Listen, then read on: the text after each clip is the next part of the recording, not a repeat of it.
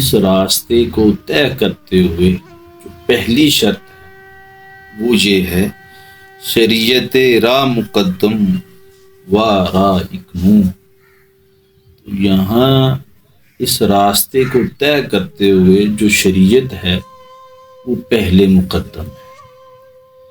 شریعت کو سامنے رکھتے ہوئے اپنے اعمال، اپنے معاملات کو طے کرو گے، وہ تمام چیزیں جو ہیں وہ تمہارے اندر جو ہیں وہ کھل کے سامنے آ جائیں گی، وہ تمہارے اوپر واضح ہو جائیں گی۔ یعنی کہ ظاہری عبادات کے ساتھ، تقوی کے ساتھ جب تم یہ راستہ طے کرو گے، جب ظاہری طہارت حاصل کرو گے، اعمال کی صورت میں، ذکر و اذکار کی صورت میں، جو حقوق اللہ پاک نے قرآن و حدیث میں ہمیں بیان کر دیے ہیں کہ تم نے ان چیزوں کو اس طریقے سے کرنا ہے، تو وہ تمام چیزیں جو شریعت نے ہمیں فراہم کی ہیں ان کو اپنے علم میں لے آؤ، پھر اپنے عمل میں لے آؤ، اور پھر اس پر چلو، اس پہ کار بند ہو جاؤ۔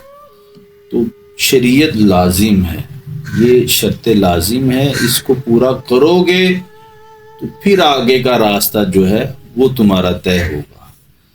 تو یہاں شریعت کو چھوڑ کر آگے بڑھنے کا خیال جو ہے وہ ایک وہم ہے، اس کو نہ ذہن میں لانا۔ تو شریعت میں سنت رسول صلی اللہ علیہ وسلم کو ملحوظ خاطر رکھنا بہت ضروری ہے۔ جو رسول اللہ صلی اللہ علیہ وسلم کے ارشادات، آپ کی سنت، آپ کے ظاہری احوال کی صورت میں ہم تک اور ظاہری احکامات کی صورت میں ہم تک پہنچی، اس پر عمل پیرا ہونا بہت ضروری ہے۔ تو یہ شرط لازم ہے۔ پہلی شرط شریعت کو مقدم رکھنا ہے۔ اور پھر فرماتے ہیں طریقت از شریعت نیست بیرون۔ تو اب یہ بھی جان لو کہ جو طریقت ہے وہ شریعت سے الگ کوئی چیز نہیں ہے، اس سے جدا کوئی شے نہیں ہے۔ تو شریعت انہی معاملات کو ظاہراً سر انجام دینے کا نام ہے، اور طریقت انہی اعمال کو اپنے اندر خلوص کے ساتھ ڈھال لینے کا نام ہے۔ نماز، روزہ، حج، زکوٰۃ، ذکر و فکر، یہ تمام چیزیں جب اخلاص میں ڈھل جائیں گی، تم ان کے ساتھ مخلص ہو جاؤ گے، ان کے احوال تم تک پہنچنے شروع ہو جائیں گے، تو وہ جو باطنی احوال ہیں جو ان سب چیزوں کو سر انجام دیتے ہوئے تم پر ظاہر ہو رہے ہیں، وہ طریقت ہے۔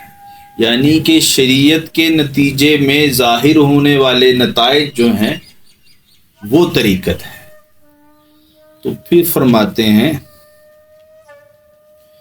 کسے کو در شریعت راس آیت، جو شریعت میں پختہ ہو جاتا ہے، پکا ہو جاتا ہے، حقیقت را بروے خود خوش آیت، تو پھر حقیقت جو ہے وہ خود اپنا راستہ اس کو دکھاتی۔ تو یہ نہیں ہے کہ شریعت کو چھوڑ دو گے تو طریقت تمہیں اپنا راستہ دکھا دے گی۔ تو شرط یہ ہے کہ شریعت میں پختہ ہو جاؤ تاکہ حقیقت تمہیں اپنا راستہ دکھا سکے۔